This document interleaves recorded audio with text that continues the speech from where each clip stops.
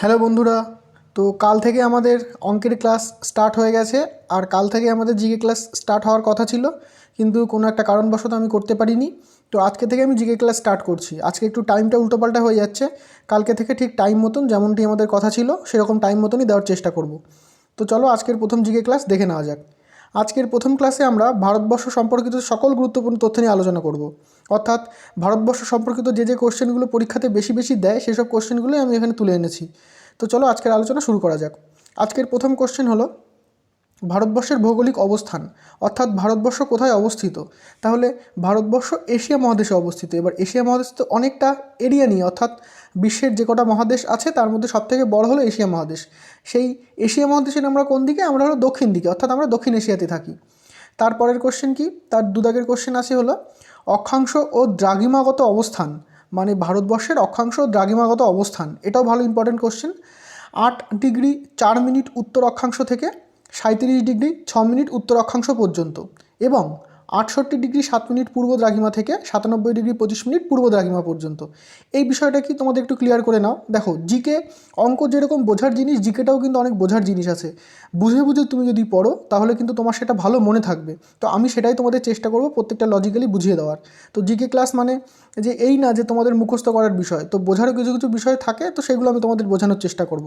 তো চলো দেখা যাক বিষয়টা কি। এখানে বলছে 8 ডিগ্রি 4 মিনিট, এখানে 8 ডিগ্রি 4 মিনিট উত্তর অক্ষাংশ থেকে আবার 37 ডিগ্রি 6 মিনিট উত্তর অক্ষাংশ, তার দুটো অক্ষাংশ কীভাবে আসছে। তো চলো এটা আমরা ভালো করে একটু বুঝে নিই। আমরা আমরা কি জানি নিরক্ষরেখা কেমনভাবে অবস্থিত। ধরো এটা ধরো নিরক্ষরেখা, এই যে এটা এটা ধরো আঁকলাম, এটা ধরো নিরক্ষরেখা মানে 0 ডিগ্রি। এর ওপর দিকটাকে কি বলবো আমরা? উত্তর গোলার্ধ, এবং নিচের দিকটাকে কি বলবো? দক্ষিণ গোলার্ধ। এবার 0 ডিগ্রি থেকে ওপরের যেসব অক্ষাংশগুলো হবে, এই যে ওপরের যেসব অক্ষাংশগুলো হবে এগুলো সব ধীরে ধীরে বৃদ্ধি পেতে থাকবে। অর্থাৎ 0 ডিগ্রি পরে 1 ডিগ্রি 2 ডিগ্রি 3 ডিগ্রি 4 ডিগ্রি এরকম করে করে বাড়তে থাকবে। আর এটা 1 ডিগ্রি 2 ডিগ্রি 3 ডিগ্রি 4 ডিগ্রি এগুলো উত্তর, ওপর দিকে গেলে উত্তর, আর নিচের দিকে যদি নামি তাহলে দক্ষিণ। বোঝা গেল? এইবার ভারতবর্ষ কোথা থেকে কোথা পর্যন্ত অবস্থিত? আমরা পুরোটাই উত্তর গোলার্ধে। দেখো পুরোটাই উত্তরে, আমাদের যে ভারতবর্ষ সেটা দেখো পুরোটাই উত্তর গোলার্ধে। 8 ডিগ্রি 4 মিনিট উত্তর, অর্থাৎ এই যে নিরক্ষরেখা যদি এটা হয় তাহলে এর ওপরে যে অক্ষরেখাটার মান 8 ডিগ্রি 4 মিনিট, সেই অক্ষরেখার থেকে ভারত আর ওপরে কতটা পর্যন্ত? ভারত তো একটা দাগের মতন অত সরু না, তাহলে ভারতটা তো অনেক লেন্দি বা অনেকটা লম্বা, একদম সেই কাশ্মীর থেকে তোমার কন্যাকুমারী পর্যন্ত। তো সেই মানে সেই লেন্থটা কোথা থেকে কতটা, সেটাই হলো নিচেটা হলো 8 ডিগ্রি 4 মিনিট উত্তর অক্ষাংশ থেকে। আর ওপরটা কোথায় আছে? এরকম বাড়তে বাড়তে বাড়তে বাড়তে আস্তে আস্তে গিয়ে ওপরটা যেখানে 37 ডিগ্রি 6 মিনিট উত্তর অক্ষাংশ, সেই এই যে দুটো অক্ষাংশ, এই অক্ষাংশের মাঝখানে আমাদের ভারতবর্ষ অবস্থিত। বিষয়টা তোমাদের ক্লিয়ার হলো যে কেন এখানে দুটো মান দেওয়া? তাহলে এটা এখানে ক্লিয়ার হয়ে গেল আশা করি। এবং বলেছে 68 ডিগ্রি 7 মিনিট পূর্ব দ্রাঘিমা। এবার দ্রাঘিমার বিষয়টা বোঝো। দ্রাঘিমা তো তোমরা নিশ্চয়ই জানো যে লন্ডনের গ্রিনিচ মেন টাইমের উপর থেকে আমাদের যে আন্তর্জাতিক তারিখ রেখা গেছে। তাহলে দ্রাঘিমা রেখাটা কেমন হয়? আমাদের যে দ্রাঘিমা রেখা সেটা কিন্তু এরকম হয় দেখতে। দেখো তো তোমাদের বোঝাতে পারি কিনা দ্রাঘিমা রেখাটা। দ্রাঘিমা রেখাটা এরকম হয়, অর্থাৎ যদি আমরা এরকম এরকম টানি তাহলে এটাকে বলা হয় অক্ষরেখা, আর যদি আমরা এরকম টানি তো এটাকে বলা হয় দ্রাঘিমা রেখা। তাহলে আগেরটা আমরা অক্ষরেখার বিষয়টা বুঝলাম, এই যে অক্ষাংশ বা অক্ষরেখাটা। এবার দ্রাঘিমা রেখাটা কী বুঝবো? দ্রাঘিমা রেখার বিষয়টা হলো এই যে লন্ডনের ওপর থেকে যে দ্রাঘিমা রেখাটা বয়ে গেছে, সেই দ্রাঘিমা রেখাটার এই পাশের যেসব রেখাগুলো সেগুলোকে পূর্ব দিয়ে প্রকাশ করি। অর্থাৎ 1 ডিগ্রি পূর্ব, এটা 1 ডিগ্রি পূর্ব, 2 ডিগ্রি পূর্ব, 3 ডিগ্রি পূর্ব, 4 ডিগ্রি পূর্ব, 5 ডিগ্রি পূর্ব।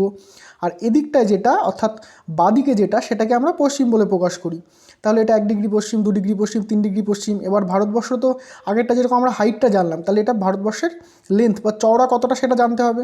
তো সেটার জন্য এখানে দেখো দুটো দুটো টাইম দেওয়া আছে, বা দুটো দ্রাঘিমা রেখার কথা উল্লেখ করা আছে। কী কী একটু ভালো করে দেখে নাও।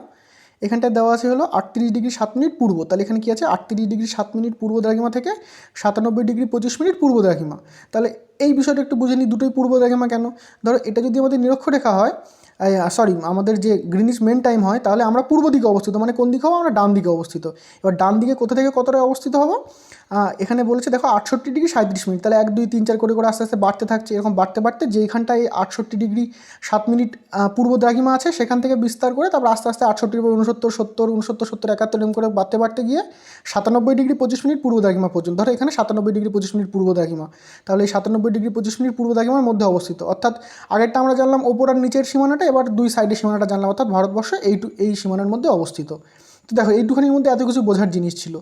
তাহলে দেখলে তো সব কিছু হলো বোঝার জিনিস। তো তোমরা এবার পুরো বিষয়টা বুঝে গেলে, এবার যদি তোমরা এই নাম্বারগুলো মনে রাখো তাহলে ইজিলি মনে থাকবে, আর যদি এমনি মুখস্থ করে চলে যেতে ওটা ভুলে যেতে। তো চলো পরবর্তী কোশ্চেনটা দেখে নেওয়া যাক। আর আমাদের ভারতবর্ষ কিন্তু পুরোটাই উত্তর গোলার্ধে অবস্থিত, মানে নিরক্ষরেখার পুরোপুরি উত্তরে।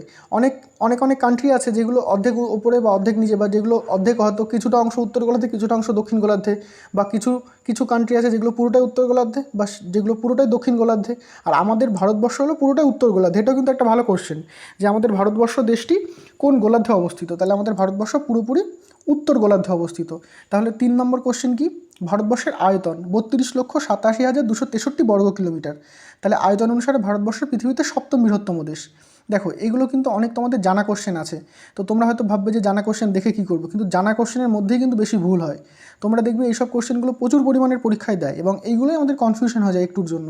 তো এইগুলোই আমি যখন নোট তৈরি করা শুরু করেছি, তো পুরো যা তথ্য আছে সব কিছু একসাথে তোমাদের কালেকশন করে দিচ্ছি, যাতে তোমরা কেউ জানো কেউ না জানো সেটা আমি দেখছি না, টোটাল তথ্যটা আমি একবারে দিয়ে দিচ্ছি। তো তোমাদের যেগুলো ইম্পর্টেন্ট মনে হবে তোমরা লিখে নিও। এই সবগুলোই আমার ইম্পর্টেন্ট মনে হয়েছে বলে আমি নোটটা তৈরি করেছি। তো আয়তন কি? আয়তন হলো 32,87,263 বর্গ কিলোমিটার। আর আয়তন অনুসারে ভারত হলো 7ম, এটা তো নিশ্চয়ই তোমরা জানো। এবার জনসংখ্যা কত? এটা কিন্তু সব 2011 সেন্সাস অনুযায়ী, জনসংখ্যা যা হবে সব 2011 সেন্সাস অনুযায়ী, কারণ 2021-এ এখনও কোনো সেন্সাস হয়নি। তাহলে জনসংখ্যা কত? 1,21,1,93,422 জন। তাহলে কী আসছে? 121,1,93,422 জন। এই পুরো একদম ফিগারটা ভালো করে মনে রাখো। এবার তোমাদের পুরোপুরি রাউন্ড ফিগারও দিতে পারে, কিংবা হয়তো দিতে পারে যে 121 কোটি, এটাও দিতে পারে। হয়তো তোমরা 120 কোটি, 121 কোটি, 122 কোটি এরকম থাকলে তোমরা হয়তো 120 কোটি মেরে আসলে। তো সেটা না, ভালো করে এটা বুঝে নাও। 121,1,93,422 জন, এবং ভারত হলো পৃথিবীতে 2য় বৃহত্তম দেশ, এটা জনসংখ্যা অনুযায়ী। আর আয়তন অনুসারে তো বললাম 7ম, আর জনসংখ্যা অনুযায়ী কত হচ্ছে? 2য়, আর প্রথমকে চায়না। তাহলে 5 দাগ কী বলছে? জনঘনত্ব। তাহলে ভারতের জনঘনত্ব কত? 382 জন প্রতি বর্গ কিলোমিটার। এটাও সেই 2011 সালের সেন্সাস অনুযায়ী। তাহলে ভারতবর্ষের জনঘনত্ব 382 জন প্রতি বর্গ কিলোমিটার হয়ে গেল এটাও। চলো পরবর্তী কোশ্চেন দেখে নেওয়া যাক। পরবর্তী কোশ্চেন হলো নারী পুরুষের অনুপাত 940 জন নারী প্রতি, মানে এটা এই অনুপাত জিনিসটা কীভাবে আসে? দেখো মুখস্থ করলেই হবে না, সব বুঝতে হবে। এই যে এই নারী পুরুষের অনুপাতটা সবসময় প্রতি 1000 জন পুরুষ পিছু কতজন নারী সেটা প্রকাশ করে। অর্থাৎ আমি যদি প্রতি 1000 জন পুরুষ ধরি, তাহলে তার জন্য আমার কতজন নারী আছে, সেটাকে এখানে অনুপাত হিসাবে প্রকাশ করে। অর্থাৎ আমরা তো জানি যে অনুপাত মানে দুটো সংখ্যা থাকবে ইস্টু দিয়ে, কিন্তু এখানে এই ক্ষেত্রে এটা ইস্টু ইউজ হয় না। এখানটায় এইটা তোমার বুঝে নিতে হবে যে প্রতি 1000 জন পুরুষ প্রতি এই যে সংখ্যাটা দেওয়া থাকবে সেইটাই হলো ওর অনুপাত। তাহলে এখানে 940 জন নারী আছে প্রতি 1000 জন পুরুষ পিছু। আমাদের ভারতবর্ষে যদি প্রতি 1000 জন পুরুষ থাকে, তার মধ্যে 940 জন নারী আছে, অর্থাৎ প্রতি 1000 জনে 60 জন নারী কম। তাহলে সাক্ষরতার হার কত? ভারতবর্ষের সাক্ষরতার হার হলো 74.4%। এটাও সেই 2011 সালের জনগণনা অনুযায়ী। তাহলে ভারতবর্ষের সাক্ষরতার হার 74.4%। তাহলে প্রতিবেশী দেশ, তাহলে ভারতবর্ষের প্রতিবেশী দেশ কী কী আছে? টোটাল আমাদের 9টা প্রতিবেশী দেশ। এটাও কিন্তু ভালো করে বোঝার জিনিস আছে, প্রত্যেকটা এখানে কোশ্চেন বোঝার জন্য। প্রতিবেশী দেশ আমাদের কটা? টোটাল 9টা। তা আমাদের স্থলভাগে আছে 7টি এবং জলভাগে আছে কটি? 2টি। তাহলে স্থলভাগে আর জলভাগে কী কী আছে? স্থলভাগে যে 7টি তার মধ্যে হচ্ছে চীন, নেপাল, ভুটান, পাকিস্তান, আফগানিস্তান, বাংলাদেশ, মায়ানমার। অর্থাৎ এরা আমাদের স্থলভাগের সঙ্গে, এদের সাথে আমরা বর্ডার শেয়ার করি। আর 2টো আছে জলভাগে, কী কী? শ্রীলঙ্কা আর মালদ্বীপ। তাহলে আমাদের টোটাল কটা প্রতিবেশী দেশ হচ্ছে? আমাদের টোটাল প্রতিবেশী দেশ 9টা। স্থলভাগে 7টা এবং জলভাগে 2টো। আর স্থলভাগে চীন, নেপাল, ভুটান, পাকিস্তান, আফগানিস্তান, বাংলাদেশ ও মায়ানমার, এবং জলভাগে শ্রীলঙ্কা ও মালদ্বীপ। চলো পরবর্তী কোশ্চেন দেখে নেওয়া যাক। পরবর্তী কোশ্চেন যে ভারতের বৃহত্তম প্রতিবেশী দেশ, এইগুলো এনটিপিসিতে প্রচুর পরিমাণে দিয়েছিল। এই যে তোমাদের কোশ্চেনগুলো আলোচনা করছি, প্রচুর কোশ্চেন দিয়েছিল এখানে। এই যে রেলওয়ে এনটিপিসির পরীক্ষা হলো এখানে। তো ভারতের বৃহত্তম প্রতিবেশী দেশ কি? চীন। এটা তো নিশ্চয়ই তোমরা ম্যাক্সিমাম লোকজন জানো। তাহলে ভারতের ক্ষুদ্রতম প্রতিবেশী দেশ হলো মালদ্বীপ। তাহলে বৃহত্তম প্রতিবেশী দেশ চীন এবং ক্ষুদ্রতম হলো মালদ্বীপ। চলো এবার পরবর্তী কোশ্চেন দেখে নেওয়া যাক। উপকূল রেখা, এটাও কিন্তু অনেক বোঝার আছে। উপকূল রেখা মানে কি? মানে সমুদ্রের সাথে যে স্থলভাগটা জুড়ে আছে সেটাকে বলা হয় উপকূল রেখা। তো এই উপকূল রেখা আবার দুরকম হিসাব আছে। দেখো এখানে দেওয়া আছে 7517, এখানে দেওয়া আছে 5423, আবার এখানে দেওয়া আছে 2094। এর মধ্যে কোনটা কি? এতগুলো সংখ্যা, এই প্রত্যেকটা সংখ্যার একটা করে লজিক আছে, তো সেগুলো আগে ভালো করে বোঝো। ভারতবর্ষের যদি বলা হয় মূল উপকূল রেখা, মূল মানে টোটাল, একদম টোটাল ভারতবর্ষের টোটাল উপকূল রেখা, তাহলে 7517। তাহলে ভারতবর্ষের যদি বলে উপকূল রেখা কত, তাহলে 7500 কিলোমিটার বা 7517 কিলোমিটার। এবার এটাকে আবার দুভাগে ভাগ করা যায়। একটা হলো মূল ভূখণ্ডের সঙ্গে যুক্ত, অর্থাৎ মূল ভূখণ্ড মানে আমরা ভারতবর্ষের কোথায় থাকি? মূল ভূখণ্ডে থাকি। আর মূল ভূখণ্ড থেকে বিচ্ছিন্ন কী কী? লাক্ষাদ্বীপ আর আন্দামান নিকোবর দ্বীপপুঞ্জ এগুলো তো আমাদের মূল ভূখণ্ড থেকে বিচ্ছিন্ন, অর্থাৎ এগুলো তো সমুদ্রের মধ্যে।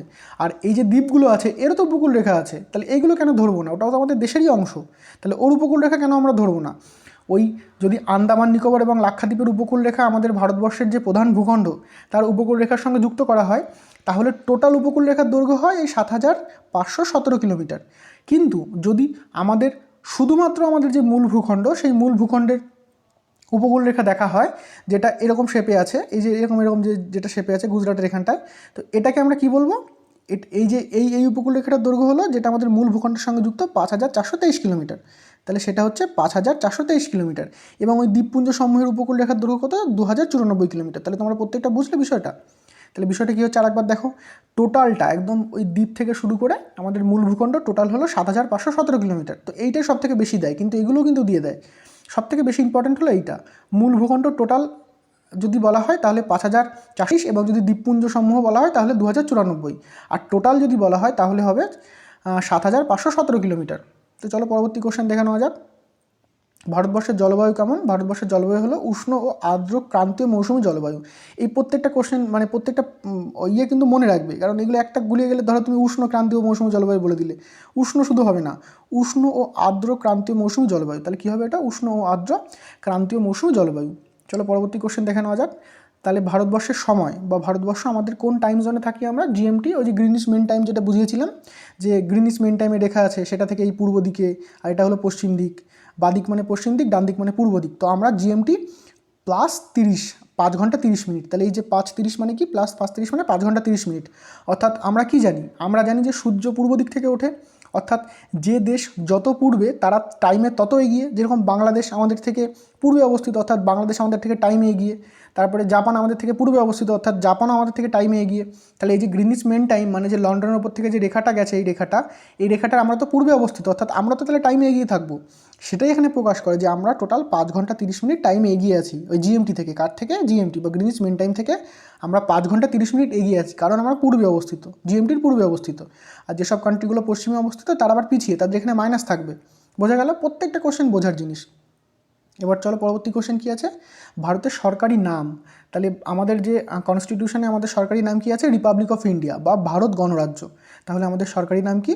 রিপাবলিক অফ ইন্ডিয়া বা ভারত গণরাজ্য। চলো পরবর্তী কোশ্চেনটা দেখে নিয়েছি। ভারতের স্বাধীনতা লাভ করে 15ই আগস্ট 1947 সালে ব্রিটিশ শাসন থেকে। এটা তো তোমরা সবাই জানো, কালকে 15ই আগস্ট পালন করা হলো, 75তম স্বাধীনতা দিবস পালন করা হলো। সরি, এটা 76তম হবে, কিন্তু 75 বছর পূর্ণ হলো এটাতে। যদি আমরা বছর কাউন্ট করি তাহলে 75টা বছর পূর্ণ করলাম, কিন্তু যদি কততম তাহলে 76তম।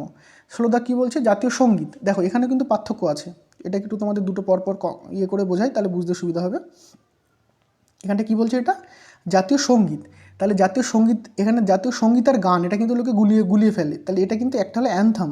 যদি তোমাদের কনফিউশন হয়, যদি ল্যাঙ্গুয়েজ চেঞ্জ করার অপশান থাকে, যদি অনলাইনে পরীক্ষা হয় তো ল্যাঙ্গুয়েজ চেঞ্জ করে দেখে নেবে এটা অ্যানথাম আছে না সং আছে। যদি অ্যানথাম থাকে তাহলে কী হবে? জনগণমন। আর যদি সং থাকে তাহলে হবে বন্দে মাতরম। দেখো এটা মনে রাখবে কী করে? অ্যানথাম তো একটা মানে এটা ছোট হবে, এটার জনগণমন। আর গান মানে আমরা কী জানি? মিনিমাম 2-3 মিনিট 4 মিনিটের গান হয়। তো বন্দে মাতরম গানটা কি আমাদের অল্প একটু টাইমে শেষ হয়ে যায়? এটা তো অনেক একটা বড় গান। তাহলে সং হলে গান, যদি সং বা গান হয় তাহলে বন্দে মাতরম, আর সঙ্গীত বা অ্যানথাম হলে জনগণমন। এবার এটা কে রচনা করেছিল? জাতীয় সঙ্গীত রচনা করেছিল রবীন্দ্রনাথ ঠাকুর। এটা কবে রচনা করেছিল? 1911 সালে। ভালো করে দেখো কোনটাকে রচনা করেছিল। তাহলে জাতীয় সঙ্গীত রবীন্দ্রনাথ ঠাকুর 1911 সালে রচনা করেছিল, এবং যেটা জাতীয় গান বন্দে মাতরম সেটা রচনা করেছিল বঙ্কিমচন্দ্র চট্টোপাধ্যায় আনন্দমঠ উপন্যাসে 1882 সালে। প্রত্যেকটা কোশ্চেন কিন্তু ইম্পর্টেন্ট। তাহলে জাতীয় সঙ্গীত বা যদি আমরা অ্যানথাম বলি জনগণমন, সেটা রচনা করেছিল রবীন্দ্রনাথ ঠাকুর কবে? 1911 সালে। আর যদি বলি জাতীয় গান বন্দে মাতরম রচনা করেছিল বঙ্কিমচন্দ্র চট্টোপাধ্যায় আনন্দমঠ উপন্যাসে 1882 সালে। তো এটা বোঝা হয়ে গেল। এইবার এটা কবে গৃহীত হয়? দুটোই দেখো একই দিনে গৃহীত হয়, 24শে জানুয়ারি 1950, এটাও 24শে জানুয়ারি 1950। তাহলে এই জাতীয় গান আর জাতীয় সং আর গান দুটোই, সঙ্গীত আর গান দুটোই 24শে জানুয়ারি 1950 সালে গৃহীত হয়, যেদিন আমাদের সংবিধান সভার শেষ বৈঠক হয়েছিল। বোঝা গেল? এই দিনই আমাদের সংবিধান সভার শেষ বৈঠক হয়েছিল, আর ঠিক তার দুদিন পরে আমাদের ভারত প্রজাতন্ত্র দেশে পরিণত হয়, অর্থাৎ 26শে জানুয়ারি 1950। তাহলে বোঝা গেল পুরো টোটালটা। প্রত্যেকটা কোশ্চেন আমাদের দেখেছো কত ছোটো ছোটো টিপস আছে, তো এইগুলো তোমাদের বুঝতে হবে, আর আমি এগুলো তোমাদের বোঝানোর চেষ্টা করব। তো যদি তোমাদের এগুলো বুঝতে কোনো অসুবিধা হয় তো তোমরা অবশ্যই জানিও। তো চলো পরবর্তী কোশ্চেনটা দেখে নেওয়া যাক। ভারতের জাতীয় প্রতীক, এটা তো তোমরা নিশ্চয়ই জানো, জাতীয় প্রতীক কি আমাদের অশোক স্তম্ভ। তাহলে এটা জাতীয় প্রতীক আমাদের অশোক স্তম্ভ মিটে গেল। এবার বলছে ভারতের জাতীয় বাণী, বাণী মানে কি, যে আমাদের কোনো কিছু তো হয় না সত্যমেব জয়তে, সত্যমেব জয়তে, তাহলে আমাদের ভারতের জাতীয় বাণী, বাণীটা কী হবে, সত্যমেব জয়তে। এবার আমাদের রাজধানী তো নতুন দিল্লি, তোমরা তো জানো। এবার অপশানে যদি দিল্লি আর নতুন দিল্লি থাকে, তাহলে তোমরা যদি দিল্লি করে আসো তাহলে কিন্তু ভুল হবে। আমাদের রাজধানী হলো নতুন দিল্লি। দিল্লি হলো আমাদের একটা কেন্দ্রশাসিত অঞ্চল, অর্থাৎ দিল্লিটা অনেক বড়, আর তার মধ্যে ক্যাপিটাল যে অঞ্চলটা সেটাকে বলে নতুন দিল্লি। আর ভারতের বৃহত্তম শহর ও বাণিজ্যিক রাজধানী কী হবে, মুম্বাই। দেখো এই দুটোর মধ্যে কিন্তু অনেক গুলিয়ে যাবে তোমাদের। যদি বলে যে আমাদের বাণিজ্যিক রাজধানী, তোমরা হয়তো ভাবে রাজধানী বলেছে তার মানে নতুন দিল্লি হবে, অপশানে কিন্তু ওটাও থাকবে, কিন্তু এটা মুম্বাই হবে। কারণটা কি, কারণ হলো যে আমাদের যেসব অর্থনৈতিক প্রতিষ্ঠান তাদের সদর দপ্তর, ব্যাংকের সদর দপ্তর, মানে অর্থনৈতিক প্রত্যেকটা জিনিসের সদর দপ্তর কোথায় অবস্থিত, মুম্বাইতে অবস্থিত। আর ভারতবর্ষের সবথেকে বড় শহরও কিন্তু মুম্বাই। দিল্লি যতই রাজধানী হোক না কেন, সবথেকে বড় শহর কিন্তু মুম্বাই। তাহলে ভারতের বৃহত্তম এবং বাণিজ্যিক রাজধানী হলো মুম্বাই। চলো পরবর্তী কোশ্চেন দেখে নেওয়া যাক। এবার পরের কোশ্চেন কী বলেছে, ভারতের সরকারি ভাষা। তাহলে ভারতে কী কী ভাষা আছে সরকারি হিসাবে, ভারতের মোট 22টি ভাষা আছে। হিন্দি আর ইংরাজির পাশাপাশি ভারতের মোট 22টি আঞ্চলিক ভাষা বা দেশীয় ভাষাকে স্বীকৃতি দেওয়া হয়েছে। কী কী, আসামিয়া, বাংলা, বোড়ো, ডোগরি, গুজরাটি, হিন্দি, কন্নড়, কাশ্মীরি, কোঙ্কনি, মৈথিলি, মালায়ালাম, মণিপুরি, মারাঠি, নেপালি, ওড়িয়া, পাঞ্জাবি, সংস্কৃত, সাঁওতালি, সিন্ধি, তামিল, তেলেগু, উর্দু। তাহলে এই 22টি ভাষাকে ভারতের মোট স্বীকৃতি দেওয়া হয়েছে সংবিধানে। তাহলে এই যে এই ভাষাগুলো তোমাদের মুখস্থ করলে খুবই সুবিধা হয়, কারণ পরীক্ষার সময় দেয় যে এর মধ্যে কোনটি আমাদের জাতীয় ভাষা হিসেবে স্বীকৃতি দেওয়া হয়নি বা কোনটা হয়েছে। আরও ভারতবর্ষে তো প্রচুর ভাষা, তার মধ্যে আরও অন্য ভাষা ঢুকিয়ে দেবে। তো তোমার এগুলো জানা থাকলে সুবিধা। আর তোমার যদি যদি এটা মুখস্থ নাও হয়, তাহলে প্রতিদিন যখন পড়বে তখন এগুলো একবার করে পড়ে যাবে। তাহলে পড়তে পড়তে দেখবে এই নামগুলোর সাথে তোমাদের একটু পরিচিতি পেয়ে যাবে। এবার যেই অপশানে একটা অন্য নাম দেখবে, সেই তোমার মাথায় ক্যাচ করে যাবে যে এটা আমার পড়া নেই, অর্থাৎ এটা একটু মানে শোনা শোনা কম লাগছে, অর্থাৎ এইটাই হয়তো আমাদের ভারতের জাতীয় ভাষা হবে না, এরকম টাইপসের হয়ে যাবে, দেখবে পড়তে পড়তে এটা হয়ে যাবে। তাহলে আরেকবার দেখি, ভারতে টোটাল কটি ভাষা, 22টি ভাষা আছে। এটাও কিন্তু একটা কোশ্চেনে দেয়, টোটাল কটি ভাষাকে স্বীকৃতি দেওয়া হয়েছে, 22টি ভাষাকে। তাহলে কী কী 22টি ভাষা কী কী আছে, একটা হলো আসামিয়া, বাংলা, বোড়ো, ডোগরি, গুজরাটি, হিন্দি, কন্নড়, কাশ্মীরি, কোঙ্কনি, মৈথিলি, মালায়ালাম, মণিপুরি, মারাঠি, নেপালি, ওড়িয়া, পাঞ্জাবি, সংস্কৃত, সাঁওতালি, সিন্ধি, তামিল, তেলেগু, উর্দু। বোঝা গেল এতগুলো। এবার ভারতের বর্তমান রাষ্ট্রপতিকে এখানে রামনাথ কোবিন্দ দেওয়া আছে, কিন্তু কিছুদিন আগে পাল্টে গেল, কী হলো, দ্রৌপদী মুর্মু। তাহলে এখন আমাদের কী হয়ে গেল, দ্রৌপদী মুর্মু। তাহলে এটা একটু তোমরা চেঞ্জ করে নিও, যেহেতু আমি নোটটা কয়েকদিন আগে বানিয়েছিলাম, তো তখন এটা দ্রৌপদী মুর্মু হয়নি। তাহলে ভারতবর্ষের বর্তমান রাষ্ট্রপতি কী হবে, দ্রৌপদী মুর্মু। আর যদি বলে যে ভারতবর্ষের প্রাক্তন রাষ্ট্রপতিকে, মানে এই কিছুদিন আগে রিটায়ার্ড হলো, তাহলে তিনি হবে রামনাথ কোবিন্দ। ভারতবর্ষের প্রধানমন্ত্রী নরেন্দ্র মোদী, তোমরা এটা সবাই জানো। চলো পরবর্তী কোশ্চেন দেখে নেওয়া যাক। ভারতের প্রশাসনিক বিভাগ, তাহলে ভারতের মোট 28টি রাজ্য এবং 9টি কেন্দ্রশাসিত অঞ্চল আছে। তো ভারতের মোট 28টি রাজ্য এবং 9টি কেন্দ্রশাসিত অঞ্চল, এই কোশ্চেনটা তোমরা একটু ভালো করে মাথায় একটু নোট ডাউন করে নাও। এই কোশ্চেনটা কিন্তু চেঞ্জ হয়ে যায় কিছুদিন পর পর। কারণটা কি, কারণ আমাদের জানো তো তোমরা, কাশ্মীর আগে আমাদের একটা রাজ্য ছিল, সেটা কেন্দ্রশাসিত অঞ্চল, দুটো কেন্দ্রশাসিত অঞ্চল হয়ে গেল, অর্থাৎ কেন্দ্রশাসিত অঞ্চল বেড়ে গেল। কিন্তু ওদিকে আবার দমন, দিউ, দাদরা, নগর হাভেলি, এগুলো তো আলাদা আলাদা কেন্দ্রশাসিত অঞ্চল ছিল, এগুলো আবার অ্যাডজাস্ট হয়ে গেল। তো কদিন পর পর কোনো একটা রাজ্য ভেঙে যাচ্ছে, আবার কিছু কিছু ভাঙা রাজ্য আবার জুড়ে যাচ্ছে। তো এইগুলো তোমরা কী করে বুঝবে যে কোনটা ভাঙছে কোনটা জুড়ছে? তো এই জন্য তোমাদের পরীক্ষা দেওয়ার আগে তোমরা যে একদম পুরো ফাইনাল আপডেটটা নিয়ে যাবে। অবশ্যই এগুলো হলে খবর পাওয়া যায়, কিন্তু দাদরা নগর হাভেলি এরকম ছোটো ছোটো কিছু যদি জোড়ে বা ভাঙে, তো এগুলো কিন্তু খবরটা কিন্তু অতটা প্রচার হয় না। যেরকম কাশ্মীরটা ভেঙে গেছিলো, খুব প্রচার হয়েছিল, তো সেরকম তোমরা একটু আপডেটটা হয়ে যাবে এটা। তো এখন বর্তমানে আমি যখন ভিডিওটা করছি, তো যখন ভিডিওটা নোটটা তৈরি করেছিলাম সেই হিসাবে রাজ্য 28টি এবং কেন্দ্রশাসিত অঞ্চল 9টি ছিল। তো দেখা যাক পরবর্তী। এবার দেখো, তোমাদের একটা কথা বলি, আমি এই নোটগুলো বিভিন্ন বই থেকে বা বিভিন্ন জায়গা থেকে, দরকার হলে নেট থেকে কালেকশন করে এগুলো সব লিখি। তো কোনো জায়গায় যদি কোনো ভুল ত্রুটি হয়ে থাকে, তো তোমরা অবশ্যই জানিও, সেটা কিন্তু আমি ইচ্ছাকৃত করি না। যদি কোনো ভুল ত্রুটি হয়ে থাকে, তো সেটা আমার ইচ্ছাকৃত না, কারণ তোমাদের ভুল ইনফরমেশান দিয়ে আমার কোনো লাভ নেই। আর যদি কোথাও কোনো টাইপ মিস্টেক বা কোনো স্পেলিংয়ের সমস্যা হয়, তো তোমরা সেটা অবশ্যই জানিও, কারণ আমিও তো এক্সপার্ট না। তো টাইপ করতে গিয়ে একটু সমস্যা হতেই পারে। তো তোমরা যদি একটু কোথাও সমস্যা হয় বা চোখে পড়ে যেটা একটু উচ্চারণটা হয়তো অন্যরকম হয়ে যাচ্ছে, তো তোমরা সেটা একটু মানিয়ে নিও। আর যদি কোনো সমস্যা হয়, তো আমাকে একটু জানিও, আমি যাতে পরবর্তী ক্ষেত্রে সেটা কারেকশন করে দিতে পারি। আর তোমাদের মেন হলো বিষয়টা বোঝা নিয়ে। ধরো কোথাও কোনো একটা জায়গায় আকারের জায়গায় দীর্ঘিকার দেওয়া, তো সেটা কিন্তু মেন ফ্যাক্টর না। মেন ফ্যাক্টর হলো তুমি বুঝছো কিনা নোটসটা। তো বানানটা অবশ্যই একটা মেন ব্যাপার, কিন্তু আমাদের জিকের ক্ষেত্রে কিন্তু বানানটা সেরকম একটা গুরুত্বপূর্ণ ভূমিকা পালন করে না, কারণ তোমার লিখতে হচ্ছে না। তবুও যদি কোথাও ভুলভ্রান্তি হয়ে থাকে, তো আমাকে অবশ্যই জানিও। তো আমি খুবই দুঃখিত একদিন তোমাদের ভিডিওটা দিতে পারিনি, আর আজকেও ভিডিওটা দিতে একটু লেট হয়ে গেল। তো আশা করি সামনের দিন থেকে পুরোপুরি সব ঠিকঠাক টাইম মতন দিতে পারবো। ধন্যবাদ ভিডিওটি পুরো দেখবার জন্য।